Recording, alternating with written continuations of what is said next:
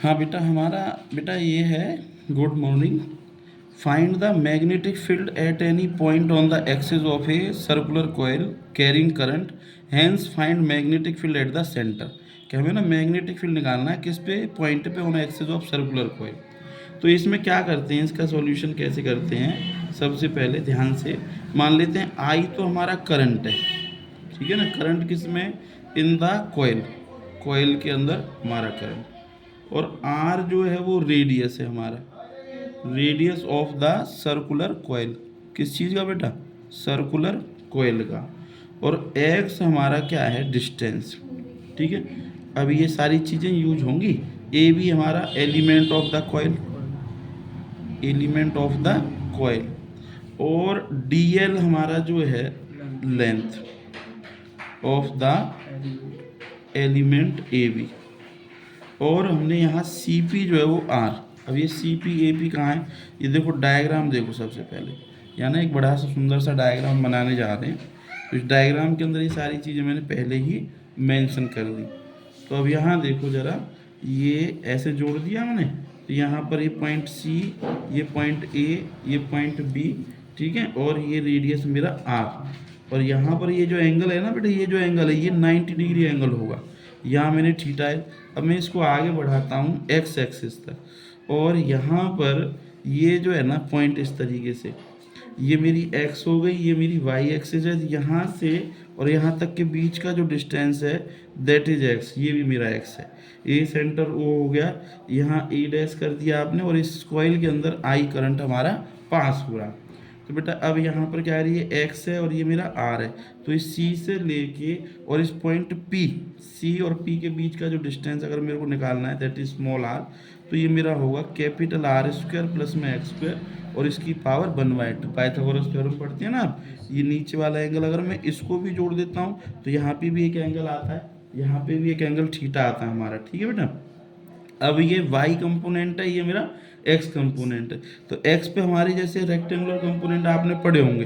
तो rectangular component आप इस तरीके से करेंगे और इस तरीके से इसको डिवाइड करेंगे तो आपको क्या पता चलेगा, यहाँ पे एक एंगल यहाँ मिलेगा और एक एंगल हमारा यहाँ मिलेगा।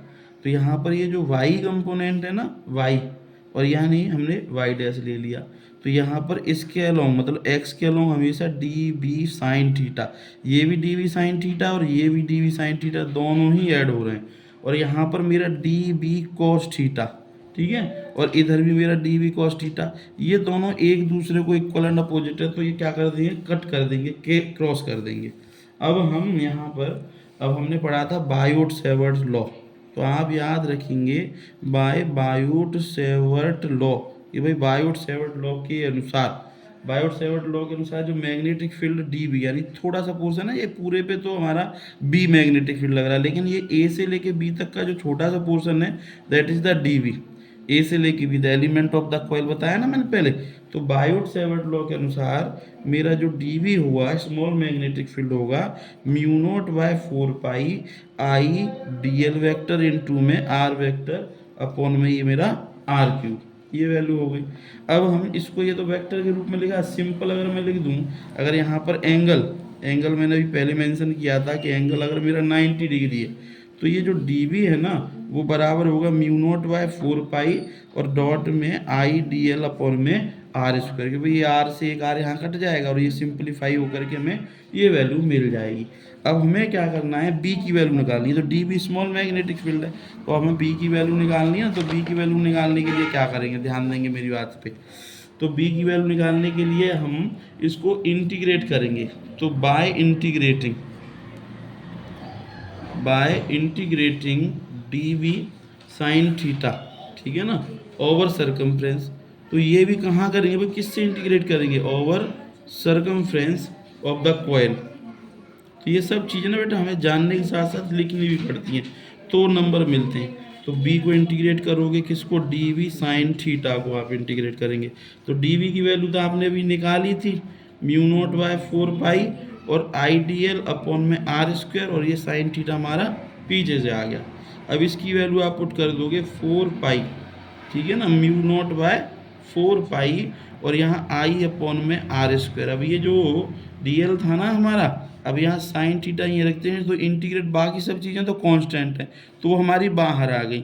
अब इंटीग्रेट होगा खाली डीएल, डीएल छोटा सा एलिमेंट है इसको। अब जब आप डीएल को इंटीग्रेट करते हैं तो इसका मतलब आपको क्या ऑब्टेन होगा, सरकमफ्रेंस ऑफ द कॉयल। आपको जो कॉयल है ना, कॉयल जिसकी रेडियस हमारी क्या है, जिसकी रेडियस आर है, वो ऑब्टेन होता है। तो वो हमारा क्या होता है, 2 पाई आर होता है। तो b equal to mu naught by 4 pi और आई अपॉन में आर स्क्वायर और यहाँ साइन थीटा और 2 पाई आर। इंटीग्रेट करके हमने ये वैल्यू पुट कर दी डीएल की जगह।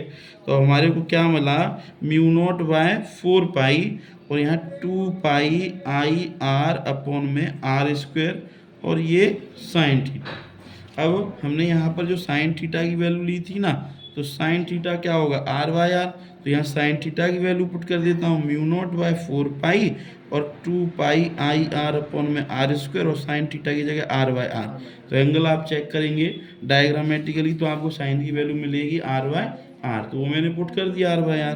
तो अगले स्टेप में हमें क्या मिलेगा, यहाँ पर म्यू नॉट बाय 4 पाई और 2 पाई आई आर स्क्वायर। ये भाई ये आर इस आर से मल्टीप्लाई होगा आर स्क्वायर, ये आर इस आर स्क्वायर से मल्टीप्लाई होगा तो आर की क्यूब हो गया, आर की क्यूब हो गया। अच्छा अभी मैंने क्या बताया था आपको, आर की वैल्यू बताई थी capital R square small R X square और स्मॉल एक्स स्क्वायर का होल स्क्वायर इसकी पावर 1। तो यहाँ पर आर क्यूब है, वहाँ पे हम इस वैल्यू को पुट कर देंगे। तो ये वैल्यू आ गई mu naught by 4 pi 2 pi I capital R square और नीचे मेरा हो गया आर स्क्वायर प्लस में एक्स स्क्वायर की पावर 3/2। क्यों 1/2 और 3 इसको करेंगे तो हमारे को ये किसकी वैल्यू मिल गई, ये मैग्नेटिक फील्ड की होल कंबाइंड वैल्यू मिल गई।